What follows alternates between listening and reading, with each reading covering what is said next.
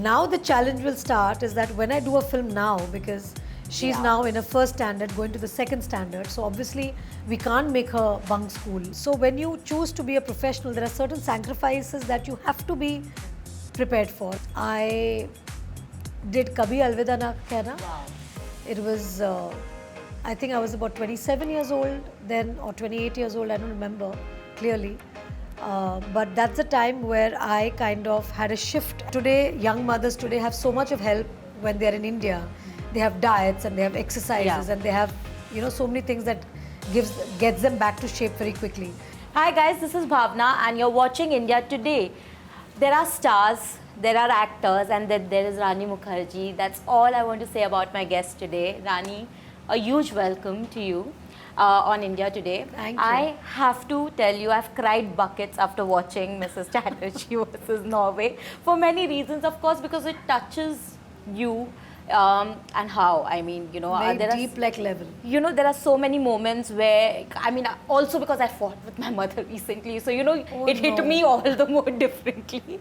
And you, I mean, while watching the movie, you somehow realize so many aspects of how difficult it must be for a mother to be able to, like, you know, just surrender to that role as a woman itself. But I want to know, firstly, I know the reactions have been crazy good from people who have watched the film so far. What, I mean, as someone who is a part of that movie, I know it is very important for you to hear what people are thinking about it. How has the response been for you personally so far? I think personally it has been wonderful. It is so important for a film like this to be heard, to be seen by maximum people. Whether people like the film or don't like the film, the most important factor is for somebody to watch the film. Because this film does not only speak about a mother's struggle, so as you know, the main tagline for the film, a mother's fight against a nation. It speaks about much more than that in the film. You know, there is a lot of conversation about cultural differences, about embracing of diversity, embracing different cultures, embracing other people who are living abroad. You know, also an immigrant issue, also about how you need to love your own country. So there are so many layers that are there in the film, that when one watches the film, they will understand that the story that happened in reality actually spoke so much more than just that one problem that happened. You know, at the crux of it, at the heart of it, it's a mother's love. It's a story of a mother's struggle, a mother's fight, a mother's determination. But overall, there's a lot of things that impact that story. How women are treated generally, how wives are treated, what are the conversations that lead to what people expect out of, you know, mothers, new mothers.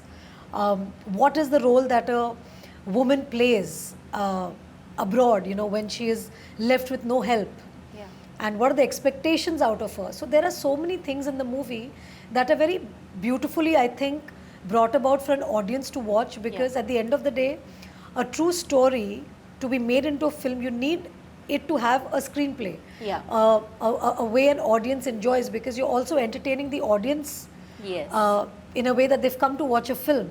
Of course, they've come to watch a film about a real life incident, but you also need to entertain them in a way that they take back certain aspects from the film. But you know, when I was watching the film, one of the scenes which really hit me, and I wanted to know, what was it like on set on that particular day, when in a room, in an empty room, you are crying for your children. And I know it can be very triggering, not just as a woman, but also because you are a mother yourself, to just shout the name of your kids in helplessness, in despair. I want to know, what was that day like? How did you pull through it? I think it came naturally to me, because it was something that, you know, suddenly when we were shooting, obviously there has to be pin drop silence on sets, and few days back we were shooting scenes with the kids, so it actually felt like Devika's actual home, and Devika is a true person, a real person. And then when we shot the scene, we obviously didn't have the kids on those days, and suddenly the entire atmosphere on sets became quiet naturally, because there was no chehel pehel with the kids being around, you know, like, you know, running behind them, getting them to do the shot, it was that whole energy.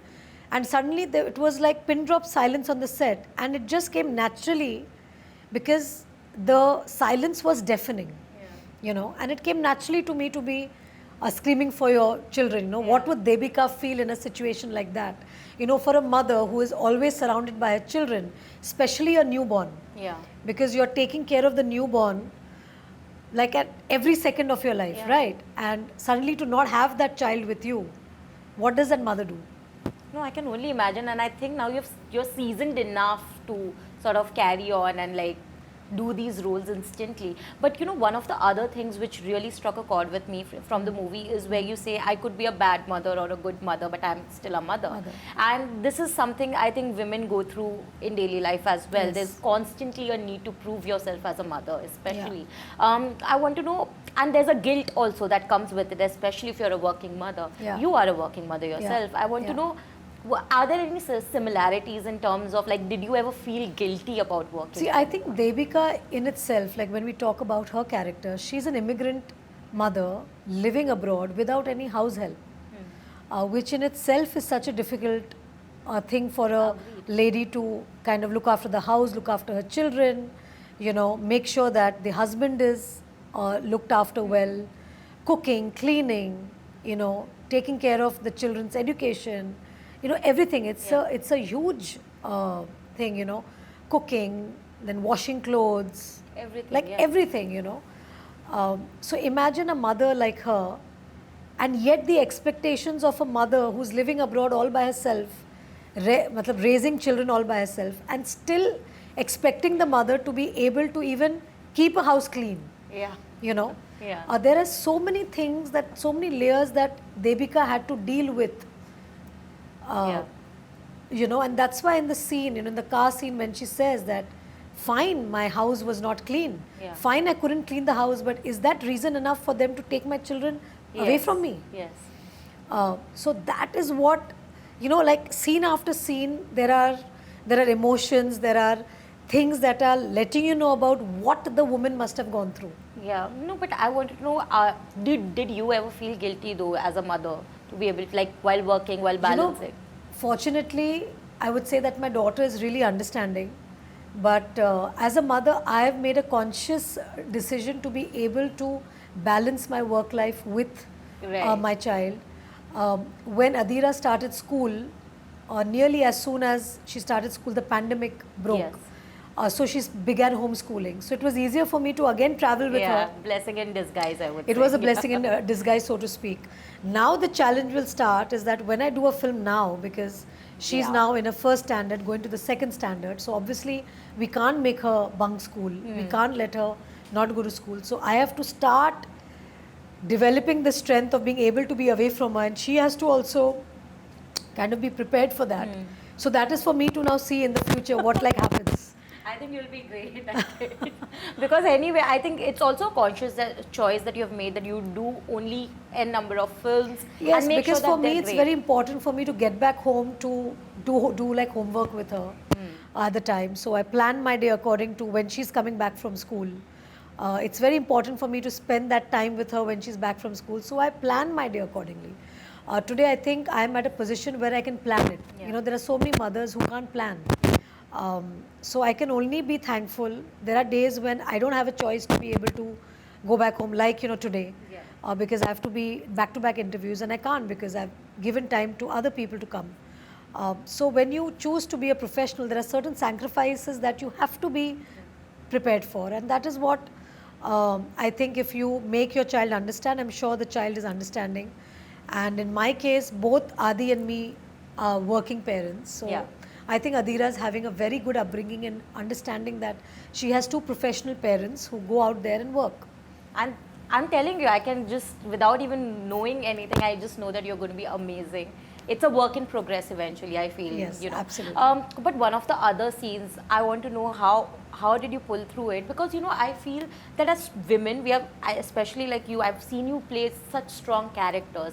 But to be able to show vulnerability on screen, the entire sequence where you say that, you know, I have always done what others wanted me to do, and finally this time, because it is about my children, I am not going to give up. I will not listen to others. And I know it was a big transition for Devika in that scene. I wanted to draw parallels again with your life, because I want to know, were there periods in your life, because I know, I mean, 10 years back maybe I would do what my parents and society would expect me to. Today, no.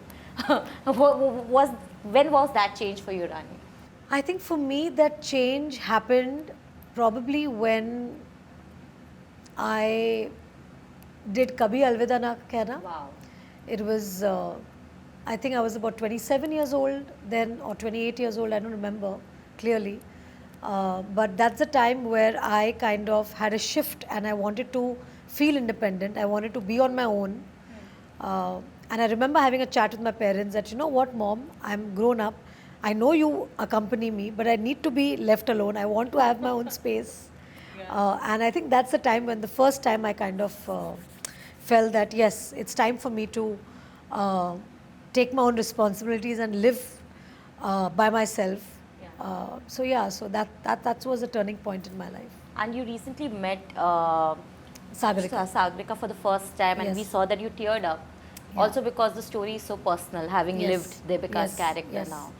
What was that chat like after? Has she watched the film? She watched the film, and that's what happened on that day, that they gave me a surprise. They showed me Sagarika's reaction to the film. And that is what really touched me, because it was her journey that I was depicting as Devika. And if she was moved by it, I think that's the biggest compliment for me. Was it a conscious effort to not speak to her while shooting? Yes. Or yes, because I didn't want anybody to draw parallels between her and me. Being a Bengali myself, I'm very aware of how people from West Bengal are, because my mom is the biggest example in my life. I've been raised by a Bengali mother, fierce Bengali mother. A mother, a woman who was raised in West Bengal. She left West Bengal 50 years back. She got married to my father 50 years back. But she's still so Bengali. The way she talks, the way she behaves, she's so connected to her roots. Because of her, we have been able to have a Bengali upbringing being in Bombay. You know, so strong are her roots. And for me to portray Devika, there was only my mum in my mind. She was the only person I thought, because Devika is not even somebody like me, because I'm born and brought up in Bombay. I speak good Hindi because I've studied Hindi in school. I'm a Hindi film actor. I speak English well because I'm from an English medium school, but my mother studied in a Bengali medium school. You know, so her education, her upbringing has been very Bengali. You know, and my you know, cousins or my extended family in Calcutta, they all speak the way Devika does. You know, maybe a person who's not aware of West Bengal or is not aware of Bengalis living there, they wouldn't know this, because they would feel that, you know, how come she's educated and how come she speaks in broken English or Hindi.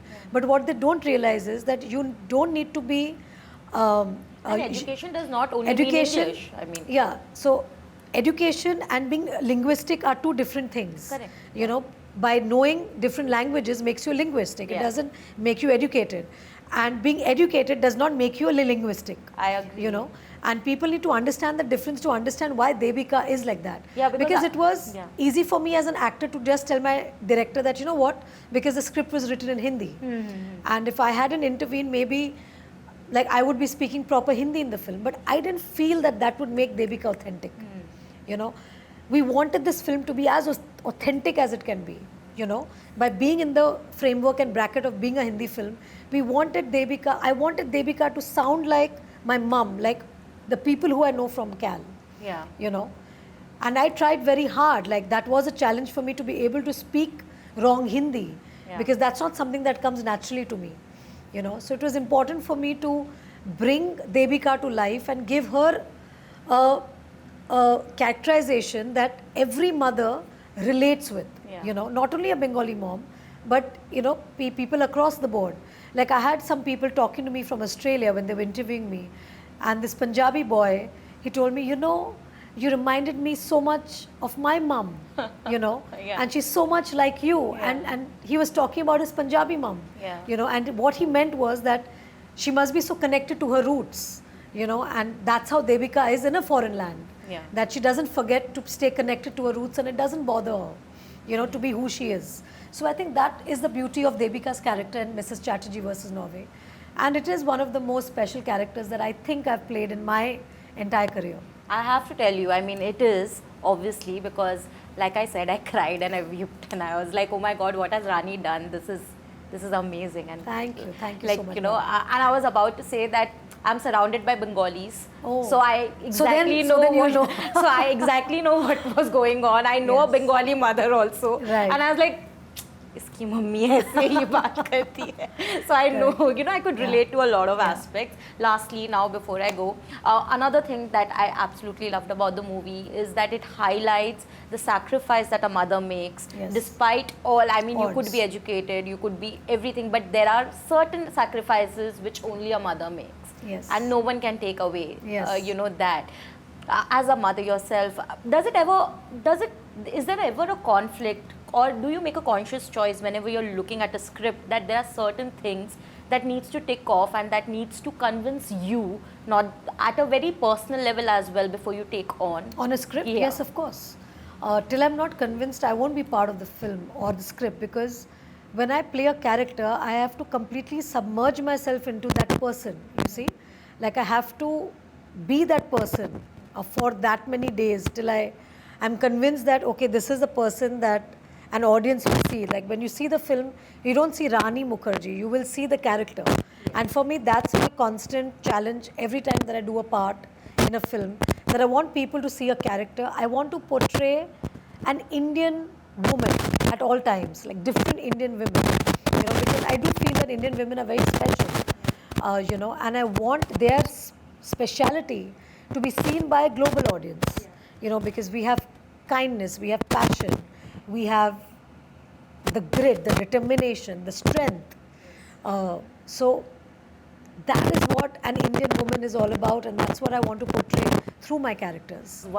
Another thing, when I watched you in the first scene itself, I was like, oh my God, Rani has really upped the game, especially because, you know, it is not easy for an actress to gain weight for a character, and it was very much clear that you had to go through those lenses to be able to portray that character. Was it difficult though? Because I know that, you know, to be able to do that is not easy, especially when you're an actress in a film industry where there's so much importance, you know. But I think that was a beauty that I wanted to capture with the film, because she is a mother who's just delivered 5 months back, you know. And today, young mothers today have so much of help when they're in India. They have diets and they have exercises and they have, you know, so many things that gets them back to shape very quickly. But a mother who's working alone, living abroad, she doesn't have that many resources to be able to come back to her original. But if you see that in the film, her weight also kind of changes through the film, you know, where she is. So for me, it was difficult to first put on weight and then start reducing. It was a challenge, but I had to do it for the film. And that is why we love you, Rani, and I hope that you keep doing more and more films. Thank you. For now, all the very best for Mrs Chatterjee Vs Norway. Please pray this movie seen by a larger audience, because we need people to watch films like this so that content-based films also start ruling our box office. And I think this will, because it touches you and how, like I said, there are actors and then there is Rani Mukerji. On that note, thank you so much.